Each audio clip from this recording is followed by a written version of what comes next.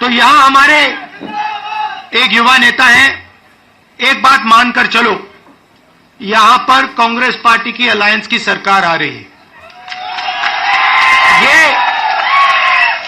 ये निश्चित है, ये होने जा रहा है। और हमारा पहला काम, हमने नेशनल मैनिफेस्टो में कहा और मैं यहां भी कह रहा हूं, जो भी सरकारी वैकेंसीज हैं उनको हम भरेंगे और एज को हम 40 साल तक एक्सटेंड कर देंगे। जो डेली वेज का काम करते हैं उनको हम रेगुलराइज करेंगे, परमानेंट करेंगे और उनकी जो आमदनी है उसको हम बढ़ाएंगे।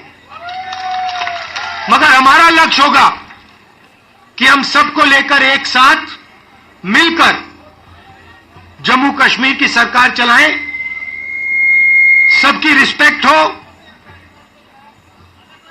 सबको एक साथ लेकर हम चलें।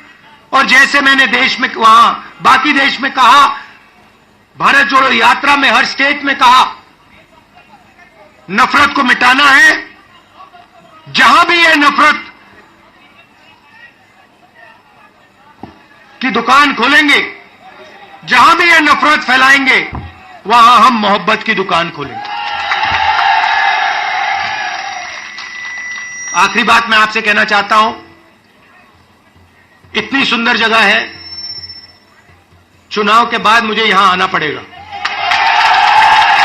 और ये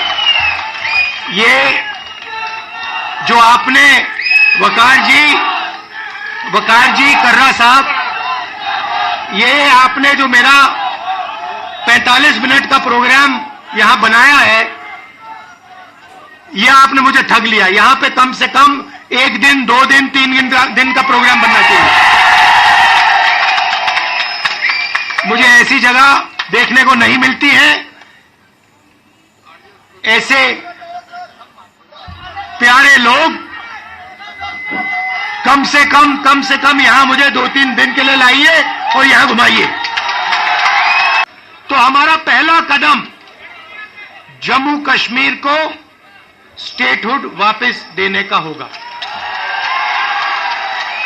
हम चाहते थे कि चुनाव से पहले आपको स्टेटहुड मिले और स्टेट बनने के बाद चुनाव हो। बीजेपी ये नहीं चाहती है और उन्होंने कहा है कि पहले चुनाव होगा और उसके बाद स्टेटहुड की बात होगी। और हम कह रहे हैं, कुछ भी होगा, जम्मू कश्मीर के लोगों को स्टेटहुड हम दिलवाएंगे। बीजेपी चाहे ना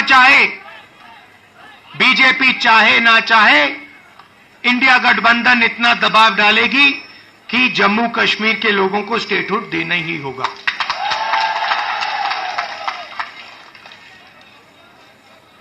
यहां पे हम सब जानते हैं कि बिजली के प्रोजेक्ट्स बनाए जा रहे हैं, मगर सच्चाई है कि बिजली के प्रोजेक्ट्स का फायदा आपको नहीं मिलता है। कहा गया है कि प्रोजेक्ट के 5 किलोमीटर रेडियस में आप लोगों को बिजली मिलेगी, फ्री में बिजली मिलेगी, मगर वो नहीं हो रहा है। और बिजली के प्रोजेक्ट्स का फायदा आप लोगों को मिलना चाहिए। स्टेटहुड मिलेगा, चुनाव में हम जीतेंगे तो ये काम हम आपके लिए करके देंगे।